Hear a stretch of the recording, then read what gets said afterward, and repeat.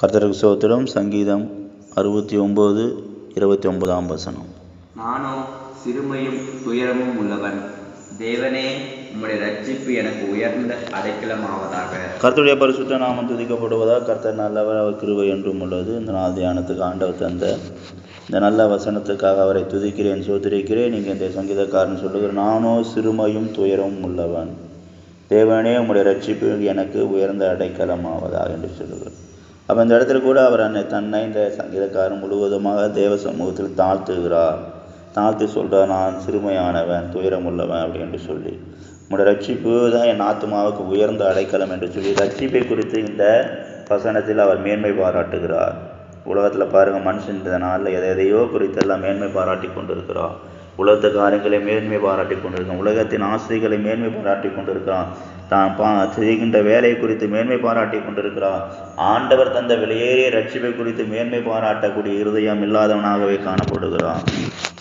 அப்போ இது போன்ற நிலவரங்கள் எல்லாம் மாறி ஒவ்வொருவரும் ரட்சிப்பை பெற்றுக்கொண்டு ஒவ்வொருவரும் தாங்கள் பெற்றுக்கொண்ட ரட்சிப்பை குறித்து எப்போதும் மேன்மை பாராட்ட வேண்டும். ரட்சிப்பை குறித்து அவங்க மிகுந்த ஜாக்கிரதை உள்ளவங்களாக இருக்கணும். ரட்சிப்பு நிறைவேற அவங்க பிரயாசப்படக்கூடியவங்களாக இருக்க வேண்டும்.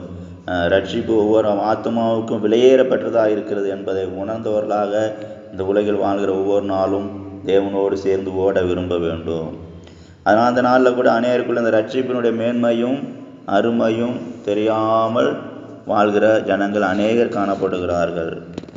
ரட்சிக்கப்பட்டிருக்கா என்று கேட்டால் ரட்சிக்கப்பட்டேன் என்று சொல்லுவார். ஆனால் அவங்களுடைய பழைய சுபாவங்கள் மாறாமல் அப்படியே இருப்பார்கள். இப்படி இருந்தால் அவங்க ரட்சிக்கப்படலை, ரட்சிப்பை பெற்று இழந்து போய் காணப்படுறாங்க.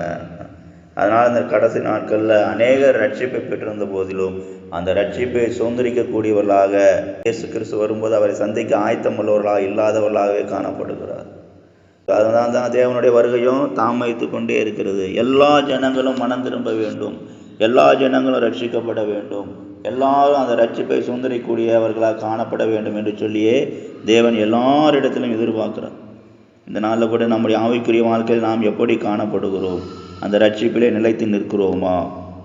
நாம் பெற்றுக்கொண்ட ரட்சிப்பு மற்றவங்களுக்கு ஆசீர்வாதமாக வெளிப்பட்டு கொண்டிருக்கிறதா என்பதையெல்லாம் இந்த நாளில் நாம் சிந்தித்து ஆராய்ந்து தேவனோடு நடக்க விரும்ப வேண்டும்.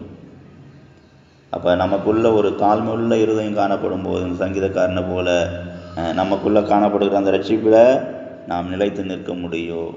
அப்போ தேவனுக்கு முன்பாக நாம் தாழ்மையாக காணப்படும் போது நம்ம ஆண்டவர் என்ன பண்ணுவார்?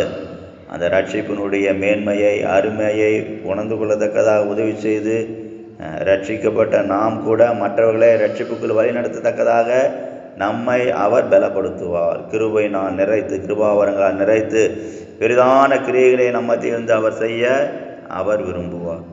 இந்த நாளில் கூட அனைவருடைய ஆவிக்குரிய வாழ்க்கையில் அந்த கிருபையின் வரங்கள் செயல்படாதவர்களாக காணப்படுகிறார்கள்.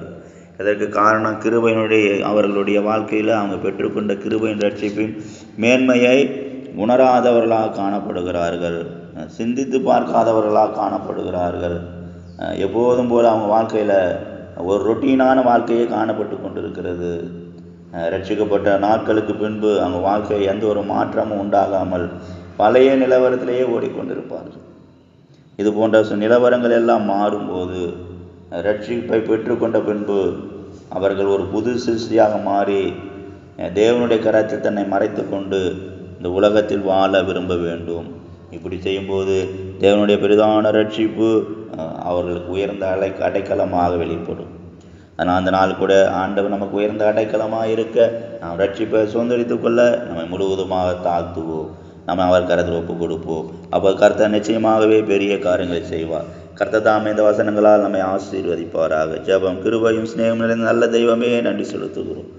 இந்த நாளில் கூட நீ எங்களோடு பேசிய வசனங்களுக்கு ஆசோத்திரம். ஆண்டவரே, ரட்சிப்பு உங்களுடைய ரட்சிப்பு எங்களுக்கு எப்போதும் உயர்ந்த அடைக்கலமாக இருக்கும்படியாக ஜெபிக்கிறோம். ஆண்டவரே, அந்த ரட்சிப்பை நாங்கள் காத்துக்கொள்ள, சுதந்திரிக்க, ரட்சிப்பில் நிலைத்து நிற்க எங்களுக்கு கிருபை செய்தோம். இந்த நாளை ஆசீர்வதியும்.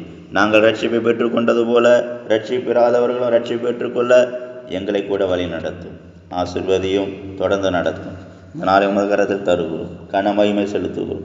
இயேசு நாமத்தில் ஜெபிக்கிறோம், ஜீவனுள்ள பிதாவே, ஆமென்.